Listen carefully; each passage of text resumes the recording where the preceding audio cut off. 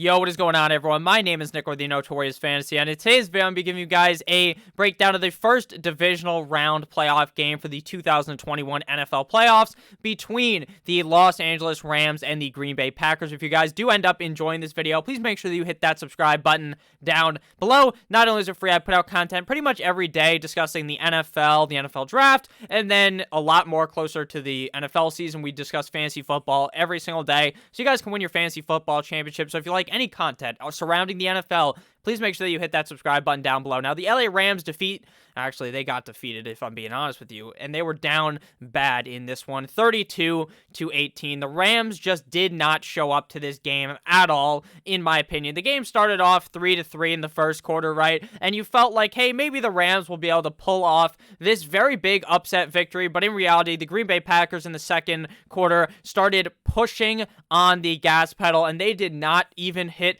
to brake for stop signs or anything. They straight up murdered the Los Angeles Rams, O.J. Simpson style, 32-18. Now, where do you put the blame on this loss for the LA Rams? To me, it was on the defense. We come into the game with Jared Goff 10 days, 12 days, something like that, off of surgery. Last week, they won, not because of Jared Goff, but because of the running game, and Jared Goff had to come in, obviously, in that game up against Seattle after Walford ended up getting hurt. So my expectations of Goff going into this game were not very high. Goff went 21 of 27 for 174 yards and 1 passing touchdown. This is a typical game out of not really Jared Goff, but some of the safer quarterbacks in the NFL. If I saw this number, even as a Dolphins fan, to me, these numbers scream Tua Tagovailoa, right? 21 of 27. 1 touchdown, 174 yards, where he doesn't really do anything, but he doesn't make any mistakes to cost the Packers the game. The defense was just so strong for the Green Bay Packers, holding Cam Akers kind of back. If the Packers defense wasn't playing as well, Cam Akers probably would have ran all over them, 18 for 90 and 1 touchdown. Obviously, that's still a decent game, but the whole offense just really wasn't able to get it going. Josh Reynolds, 3 for 65 and no touchdowns. Robert Woods, 8 for 48. Von Jefferson, 6 for 46 and a tug. Cam Akers, 1 for 6. I mean, it was just a overall bad game from the LA Rams. Their defense kind of got manhandled, whereas you kind of expected the defense to be able to hold the Packers in check if they were to be able to win this game. Going into the game, my expectations were the Packers would win by just demolishing them, right? They either go in there, beat the shit out of them, or the LA Rams make this a slow and steady defensive battle in which Jared Goff is going to be able to get them back in this game, which did not end up happening.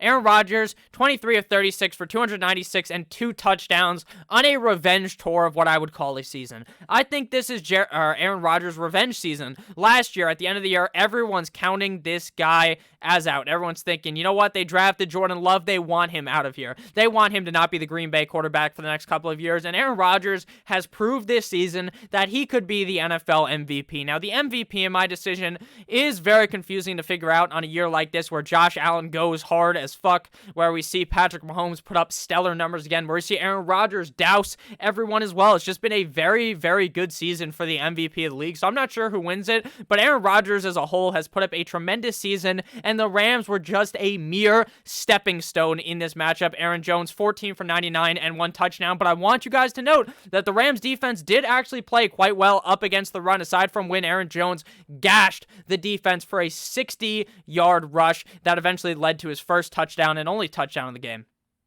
Jamal, 12 of 65 and no touchdowns. That's where the defense kind of got right. Aaron Jones didn't play too well, but Jamal Williams still played well. A.J. Dillon, 6 for 27. So the rushing attack from the Packers really helped them out. Devontae Adams, who they needed to get shut down by Mr. Jalen Ramsey. If Jalen Ramsey kind of shuts down Devontae Adams, do they end up winning this game? Do the Rams end up winning? Probably not, because Allen Lazard went ham. 4 for 96, 1 touchdown. Devontae Adams, 9 for 66, and 1 touchdown. Robert Tonyan, 4 for 60. MVS, 4 for 33.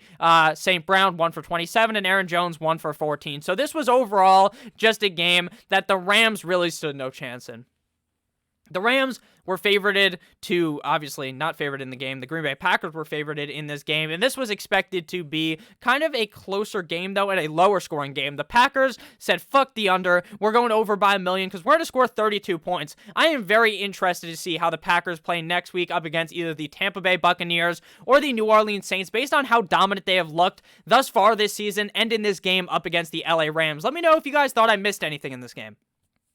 Let me know if my assessment was kind of off based on how you guys feel. And let me know how you guys feel about the later game. Please comment down below if you think the Buffalo Bills are going to win or the Baltimore Ravens. I would really appreciate that. I love you all. The Packers move on. Will this be Rodgers' numero dos Super Bowl win of his career? I love you all. Have a great rest of your guys' day. As always, goodbye.